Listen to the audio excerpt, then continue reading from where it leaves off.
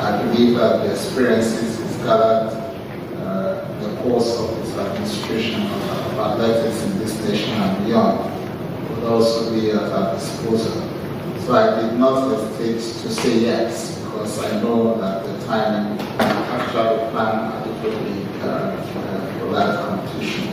Athletics is such that it is an area, it may not be, the way people look at it, may not be as loved as football.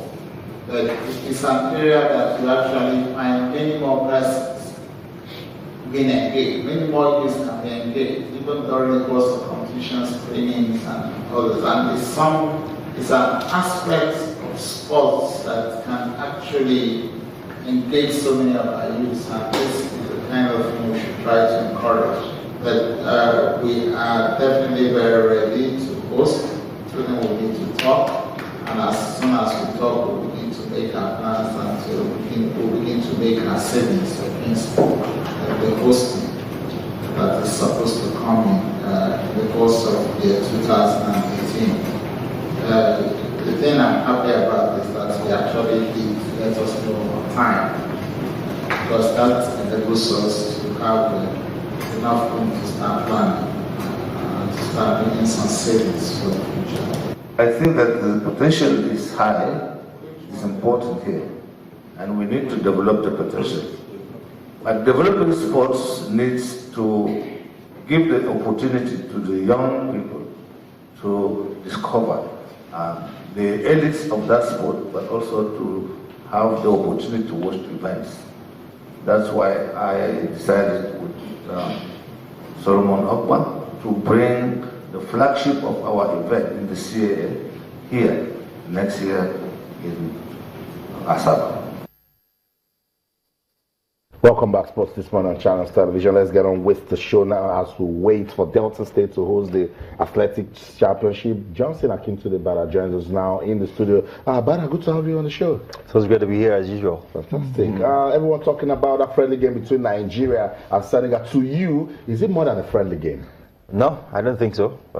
I think that it's just another friendly, this time even less important in the sense that a lot of the players that are going to be featuring are not players that I seriously consider as part of the furniture in the national team.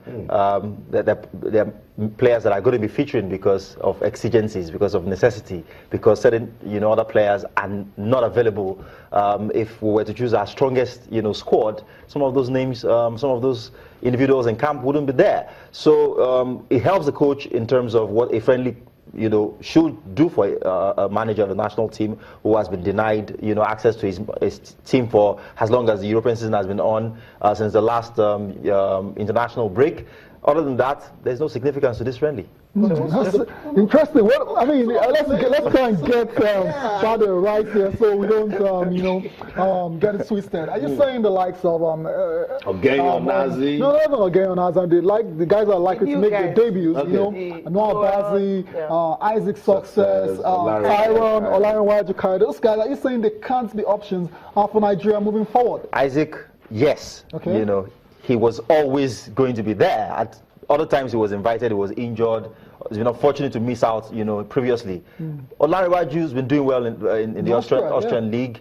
But if you took the best Nigerian strikers in Europe, before Dion Igalo decided to go to China,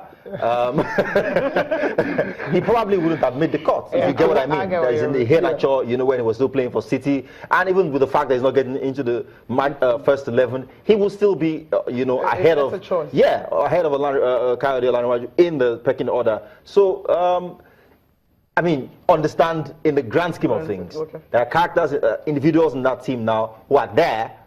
A case in point, a goalkeeper for Peckham FC, who ordinarily we would not have thought about if this was at the best legs prosecuting the game for Nigeria. So I don't think it has any added significance to it. It's not a game between Nigeria and Ghana or Nigeria and Cameroon or one of those teams that we've got age-long rivalries going on with.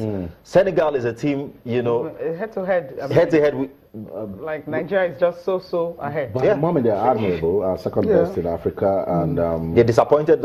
Some of us are the last AFCON. Even the defending champions. But yeah, I get what you're saying. But football is funny. You never can tell. Someone might just get his breakthrough after this friendly game and just have a permanent place in the Super. Yes, I mean that's the opportunity it presents to the players on an individual level. Okay. But in terms of what the significance is to the national team of Nigeria, I'm not so sure that other than unearthing a couple more, options, it does anything different. And the truth is, the Nigerian team hasn't been shorn of options.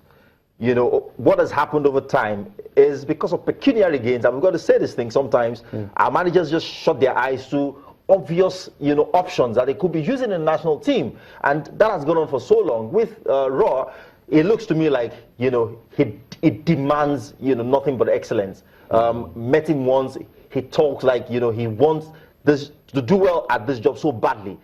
I couldn't say same about, his predecessors. Okay. So on that basis, I would say, yes, he's looked at these 2 games as an opportunity to give a few more lads who ordinarily wouldn't be considered for games where there are 3 points on the line to come show what they've got and have Nigerians see that, well, when next we're playing a key game and they get invited, there is a reason why he called them again. Okay, I think this is actually a crack game, because if you take a look at the crack squad of Senegal, I mean, where you're having Sadio Mane and all that, this is the head-to-head record you have between Nigeria and Senegal. You said it already, I mean, almost one-sided. Played, 7 wins to Nigeria, 2 losses, 4, 9, and of course 5 draws. And the last time Senegal actually defeated Nigeria when was that? 1977. Yeah, when Senegal happened to have their best teams in history, for some reason Nigeria wasn't available to play them. In 2000, between 2000 and 2002, when they were very dominant, we played them in Mali, I think, in the semi-finals. We won. And then, in 2000 and was that 2000, 2002? 2000 we won. 2000, yeah. 2002 we won again 2-1. In 2002 twice it was a draw. 2-2. And that was supposed to be the golden generation of Senegalese football. So and we've been like, I don't like our baby. I mean, how can we forget that one, that dramatic one in Lagos? In Lagos, yeah. 2-1. That was 2001, yeah. Ghana, Nigeria.